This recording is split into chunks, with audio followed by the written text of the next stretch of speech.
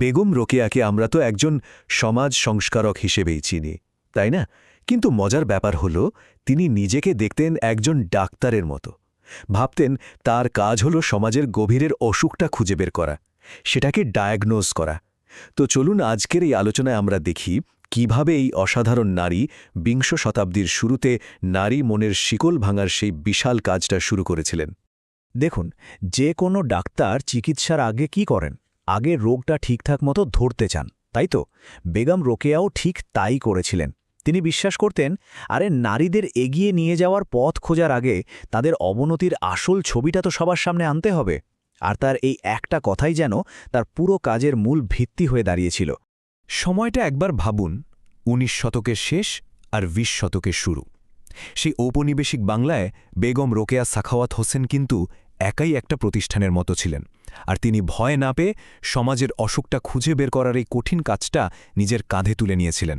রোকেয়ার চোখে নারীদের আসল জেলখানাটা কিন্তু কোনো ইট পাথরের দেয়াল ছিল না, আসল শিকলটা পায়ে পরানো ছিল না, সেটা ছিল মনে। তিনি একেবারে গোড়ায় গিয়ে ধরেছিলেন যে এই শারীরিক অবরোধের চেয়েও অনেক অনেক বেশি ভয়ঙ্কর হল এই মানসিক বন্দিদশা। আর এই যে মানসিক বন্দিদশার কথা বললাম, এই ধারণাটাই ছিল রোকেয়ার চিন্তার একেবারে কেন্দ্রবিন্দুতে। তিনি এর একটা দারুণ নামও দিয়েছিলেন, মানসিক দাসত্ব।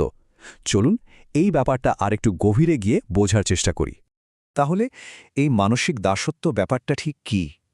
রোকেয়ার মতে এটাই ছিল নারীদের দমিয়ে রাখার মূল অস্ত্র। এটা এমন একটা অবস্থা যেখানে নারীরা নিজেরাই নিজেদের এই ছোট অবস্থানকে একদম স্বাভাবিক বলে মেনে নেয়। বছরের পর বছর ধরে তাদের মনকে এমনভাবে গড়ে তোলা হয় যে তারা স্বাধীনভাবে চিন্তা করার ক্ষমতাটাই হারিয়ে ফেলে। এই পার্থক্যটা তিনি কি দারুণ একটা উদাহরণ দিয়ে বুঝিয়েছিলেন, শুনুন। তিনি পার্সি নারীদের কথা বলেছিলেন, যারা পর্দা প্রথা থেকে বেরিয়ে এসেছিল। তো বাইরে থেকে দেখলে তো মনে হবে বাহ, তারা তো স্বাধীন।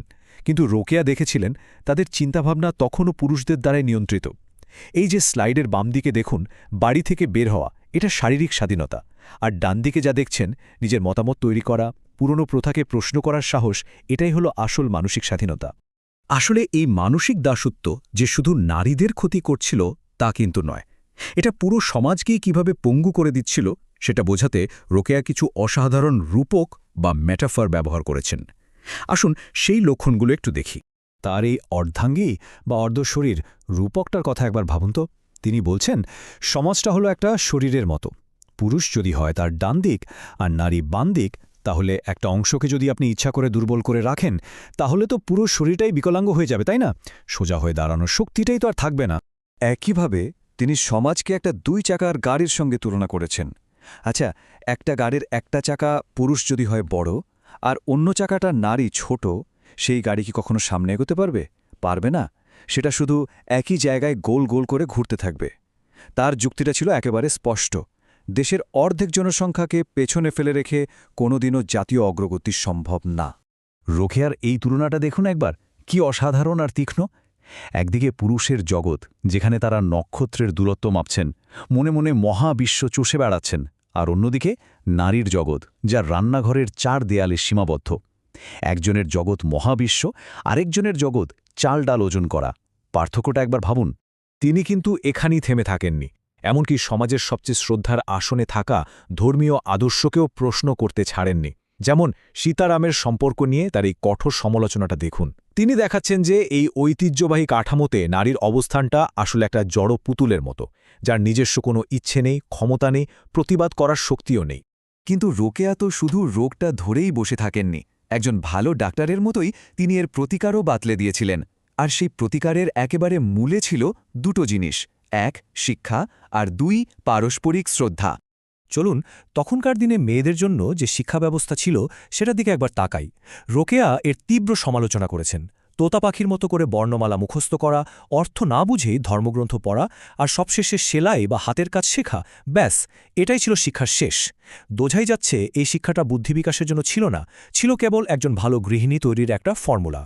এই ব্যবস্থার অসারতা বোঝাতে তিনি কি মোক্ষম একটা প্রশ্ন ছুড়ে দিয়েছিলেন।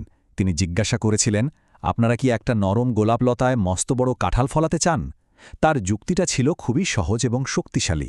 আজকের মায়েরা যদি শিক্ষায় জ্ঞানে দুর্বল হয়, তাহলে তাদের থেকে আমরা কিভাবে একটা শক্তিশালী আর বুদ্ধিমান ভবিষ্যৎ প্রজন্ম আশা করতে পারি? তার আসল স্বপ্নটা ছিল বিবাহ সম্পর্কটাকে পুরোপুরি বদলে দেওয়া, প্রভু দাসীর সম্পর্ক থেকে বের করে এনে এটাকে একটা সত্যিকারের সমান অংশীদারিত্বের সম্পর্কে নিয়ে আসা, যেখানে স্বামী মানে প্রভু নয়, বরং অর্ধাঙ্গ মানে পার্টনার। দেখতে দেখতে ১০০ বছরেরও বেশি সময় পেরিয়ে গেছে, কিন্তু বেগম রোকেয়ার তোলা প্রশ্নগুলো আজও কি প্রাসঙ্গিক নয়? চলুন তার চিন্তার মূল কথাগুলো দিয়ে আমাদের আজকের আলোচনাটা শেষ করি। রোকেয়ার দর্শনের সারমর্মটা হলো এটাই, নারীর অগ্রগতি আর দেশের অগ্রগতি আসলে একই মুদ্রার এপিঠ ওপিঠ। তার লক্ষ্য কোনো বিদ্রোহ বা ভাঙচুর ছিল না, ছিল বুদ্ধিবৃত্তিক জাগরণ।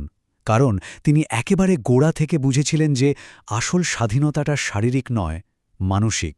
আর তার সবচেয়ে বিখ্যাত এবং শক্তিশালী উক্তিটাতেই যেন তার সব যুক্তির সারমর্ম লুকিয়ে আছে। তিনি বলেছিলেন, যতক্ষণ পর্যন্ত একটা জাতির অর্ধেক অংশ অর্থাৎ নারীরা জেগে না উঠবে, ততক্ষণ পর্যন্ত সেই জাতিটাও জাগতে পারবে না। আসুন, শেষ করার আগে এই প্রশ্নটা নিয়ে একটু ভাবি। ১ শতাব্দীরও বেশি সময় পরে বেগম রোকেয়া যদি আজকের সমাজটাকে দেখতেন, তিনি কিভাবে সেটাকে বিশ্লেষণ করতেন? আজকের দিনে লিঙ্গ সমতার প্রশ্নে তার রোগ নির্ণয় বা ডায়াগনোসিসটা ঠিক কী হতো? এই ভাবনাটা আপনাদের জন্যে রেখে গেলাম।